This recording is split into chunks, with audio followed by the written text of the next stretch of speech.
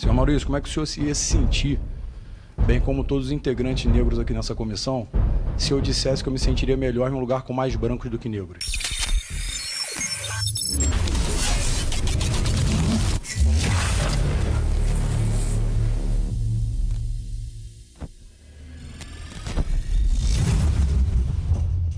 Bom, primeiro passo, quero direcionar ao ex-secretário Zé Henrique. Ex-secretário, o senhor não pediu demissão. O cargo do senhor foi pedido pelo ministro Osmar Terra e eu tenho a nota. Segundo, eu quero dirigir ao Maurício Tizumba. Senhor Maurício, como é que o senhor ia se sentir, bem como todos os integrantes negros aqui nessa comissão, se eu dissesse que eu me sentiria melhor em um lugar com mais brancos do que negros? Essa é uma pergunta muito simples. Como o senhor se manifestou que o lugar está empretecendo, palavras suas, que o senhor se sente melhor? Como é que eu me sentiria num lugar de brancos, né? É um ato repudiável, eu acho. Falando, nossa Grace passou, todas as nações tomadas por governos ditatoriais são sob a tutela de governos esquerdistas. Nenhuma de direita. Então...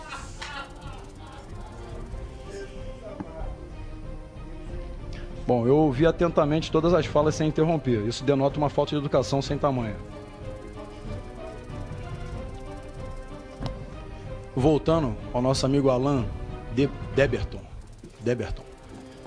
Ele falou sobre ideologia o tempo todo. O Instituto de Pesquisas Nórdicos para a Ideologia de Gênero, ele fechou em 2011 um estudo em que ele integralizou 56 milhões de euros para chegar a uma tese muito simples, depois de 20 anos de estudo. Homem é homem, mulher é mulher, macaco é macaco e viado é viado. Não tem diferença. Se respeita toda a diversidade sexual, sem problema. Mas diversidade, gênero é uma coisa, sexualidade é outra. Ninguém é contra a homossexualidade aqui. Que usam erradamente o termo homossexualismo, que é doença. Isso, quando se termina em ismo, é doença, é homossexualidade. Essa diversidade é respeitada por todos nós. O que a gente não aceita é quando se pega indivíduos em formação e quer colocar para ele que beijar homem é normal e mulher é normal. Quando o indivíduo deve escolher o que ele quer e não alguém impondo a ele. E sobre arte, e eu finalizo, não preciso do tempo de liderança, sobre arte eu finalizo o seguinte: eu desembarquei semana passada no aeroporto do Galeão, no Rio de Janeiro, e prendi 3 artistas com uma quantidade boa de maconha. Eles iam fazer um musical do Cazuza. A arte realmente salva o mundo, mas 70% está tomado por maconheiro e baderneiro. E não estou generalizando. Veja bem, eu não terminei. Não estou generalizando. Não se sintam doídos. Calma.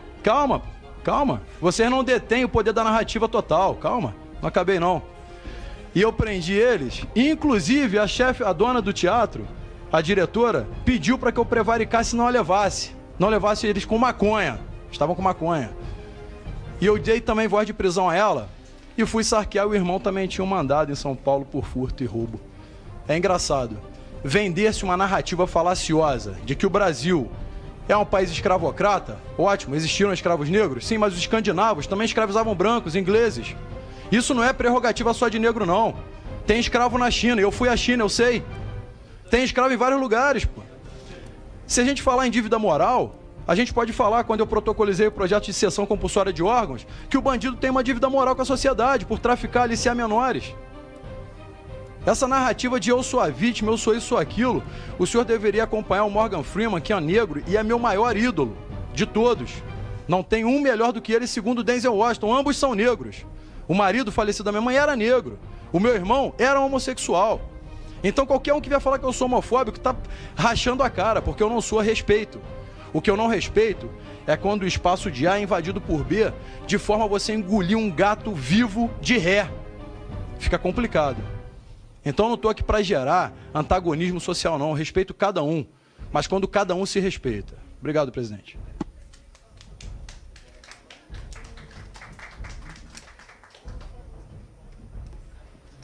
Obrigada pela cessão da palavra, presidente. Eu queria citar, a gente está falando sobre censura, entre aspas. Eles têm que saber que têm que trabalhar muito para não deixar que eu volte a ser candidato. Se eu for candidato, vou ganhar e fazer a regulação dos órgãos de imprensa.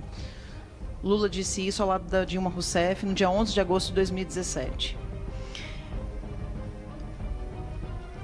Saiu no Estadão também várias falas. Aí tem várias falas aqui do Lula, da Dilma, do próprio Haddad. No plano de governo do Haddad, fala inclusive que ele ia regular a imprensa. Regulação da imprensa é censura. A imprensa tem que ter liberdade plena de ação. Outra fala em aspas: somos defensores da unidade nacional, da construção de um projeto de desenvolvimento para todos e para todas. E isso implica, neste momento, ir para as ruas entrincheirados com armas na mão se tentarem derrubar a presidente Dilma. Quem disse isso também foi o presidente da CUT, Wagner Freitas, ou seja, tentar censurar um pedido de impeachment com armas na mão. Não foi o presidente Bolsonaro que invadiu o painel do Senado para intimidar senadores e fazer censura com os senadores. Não foi também quem quebrou o sigilo bancário de um trabalhador pobre denunciado por falcatruas, foi Antônio Palocci. Também não foi o Bolsonaro que pediu em alto bom som a demissão de funcionários de bancos em exercício em plena democracia em análise de mercado. Foi o Lula no caso do Santander e a moça foi demitida. Também não foi o Bolsonaro que pediu veladamente para que Miriam Leitão fosse descartada por ser uma ignorante. Não foi o Bolsonaro que falou das mulheres de grelo duro. E nem foi ele que sugeriu que Boris Casoy evitasse de falar com foto de São Paulo que nem existia. Foi o Lula. Aliás, ele podia até pedir uma música no Fantástico, porque tem várias coisas dele aqui falando em censura. Bolsonaro, no dia 5 de maio, colocou no Twitter, eu quero reforçar aqui: em meu governo, a chama da democracia será mantida sem qualquer regulamentação da mídia. E aí inclui, inclusive, as mídias sociais. Quem achar o contrário, recomendo o estágio na Coreia do Norte ou em Cuba. E aí eu gostaria de perguntar para as pessoas que foram convidadas o seguinte: teve uma pessoa que falou: todo silenciamento é um ato de censura. Não lembro quem foi, se não me engano foi o Alan, foi alguém que sentou aqui. Todo silenciamento é um ato de censura.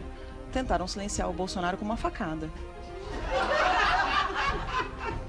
E você vê que mesmo uma tentativa de assassinato gera risada. Né? A gente jamais riria de uma tentativa de assassinato, nunca rimos de uma tentativa de assassinato da Marielle. Inclusive, a gente costuma...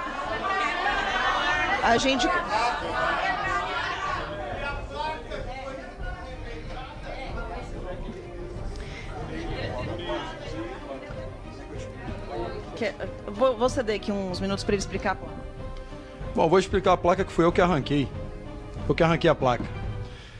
O lugar que a placa foi colada foi na Cinelândia, que é a Praça Floriano Peixoto, que é patrimônio tombado.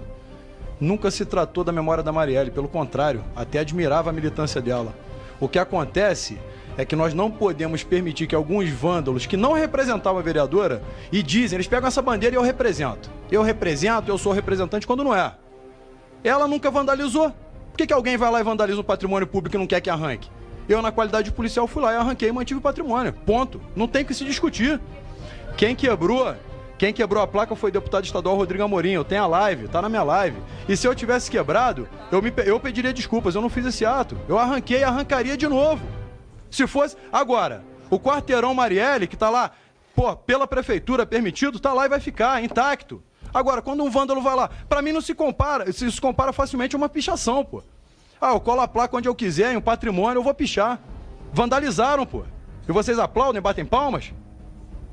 Pelo amor de Deus, aí tem que explicar o evidente, é cansativo, pô. Crítica política é sempre bem-vinda. Agora, você querer fazer uma crítica política com o dinheiro público, isso o governo Bolsonaro não vai permitir. Vocês querem fazer uma crítica política ideológica, seja da direita ou seja da esquerda, qualquer coisa política ideológica não vai entrar no governo Bolsonaro. Professores em sala de aula não podem fazer ideologia com os alunos. Eu não quero um professor com o meu filho ensinando que Bolsonaro está certo ou que Bolsonaro está errado, que Lula está certo ou que Lula está errado. Eu quero o professor ensinando meu filho geografia, matemática, português, ciências. É para isso que servem os professores. Censura é quando alguém da direita quer falar e as pessoas da esquerda ficam tentando falar em cima. Eu e Daniel ficamos aqui por 2 horas e pouco, calados, ouvindo vocês falarem. Isso é educação. Censurar a fala de outra pessoa é falta de educação. É mais do que censura. E se for falar em censura, nós estamos aqui num seminário em que todas as pessoas que foram convidadas foram de esquerda. Nenhum direita foi convidado. Isso é censura.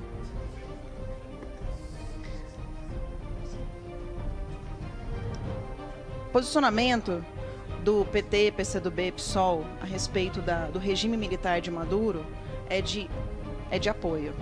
Milhões de pessoas, senhor Maurício, foram assassinadas na Venezuela. A censura ali da mídia, da imprensa, é absoluta. Só se fala aquilo que Maduro quer. Coreia do Norte é a mesma coisa. Por que a esquerda não fala nada sobre isso? Isso é levar à luz a discussão política. Por que não se fala mal das ditaduras de esquerda? Por que ninguém critica Che Guevara, que matou milhares de gays? Por que não se fala dos irmãos Castro, que assassinaram os gays de Cuba? Esse é o ponto. Por que existem sempre dois lados? O senhor disse, não deixa o que é ruim passar, vamos filtrar o que é de ruim. O que o governo Bolsonaro está tentando fazer, senhor Maurício, é filtrar aquilo que faz mal para as crianças. Quer falar sobre homossexualidade, pode falar para qualquer pessoa adulta. Agora, quando tenta se falar, se embutir sexualidade para as crianças, isso é tentar adiantar uma coisa, uma sexualidade que não é tempo ainda. Deixa as nossas crianças serem crianças. O senhor acredita em Deus, o senhor vai entender o que eu estou falando. As crianças têm que ter o direito de viver a sua infância com plenitude. Quando você sexualiza e fala de homossexualidade ou de qualquer coisa que não é para uma criança, ainda na idade da criança, você está roubando a infância dela. E é isso que o Bolsonaro é contra. Nós não queremos dividir, muito pelo contrário. Realmente o senhor disse uma coisa certa, é momento de união. É momento de união para o bem das pessoas. Só que quando a gente tenta polarizar o discurso, fazendo do Bolsonaro uma pessoa que ele não é homofóbico, ele não é racista. Não é. E eu tenho certeza que se o senhor conhecesse ele pessoalmente, o senhor veria isso com seus próprios olhos. Isso é intolerância à direita. Eu gostaria muito de saber a posição de cada um dos senhores a respeito do regime da Venezuela e da Coreia do Norte. E, por fim, dizer o seguinte, presidente. O governo Bolsonaro vai garantir que todas as pessoas, sejam homossexuais, sejam negras, brancas, sejam nordestinas ou sulistas, de qualquer lugar do Brasil, todas elas vão ter direito de falar o que quiserem, aonde quiserem. Só que com o dinheiro público, não. Então, quando a senhora, a doutora que falou ali antes do senhor, falou que tem que ser pago com dinheiro público um seminário ou um congresso para se falar sobre política partidária de um lado, não. E isso é exercer a democracia da maioria que votou em Bolsonaro e votou em Bolsonaro para ele fazer as políticas que ele foi eleito para fazer. Políticas, um plano de governo de direita. E se quiserem fazer um plano de governo de esquerda, utilizar o dinheiro público da esquerda como o PT fez durante 13 anos, é só esperar 2022 e ser eleito de novo. O PT fez isso durante 13 anos, usou o dinheiro público para fazer ideologia de esquerda. E agora o Bolsonaro está não deixando usar o dinheiro público para fazer qualquer tipo de ideologia. E aí estão dizendo que é censura. Durante 13 anos não foi censura? Censurar a direita? Durante 13 anos, o governo Lula, Dilma, que não deixou nenhum centavo destinado para qualquer cultura de direita, isso não era censura. A cultura vai ter espaço que quiser, do jeito que quiser, desde que seja com dinheiro privado, como todo mundo fez durante toda a vida na direita.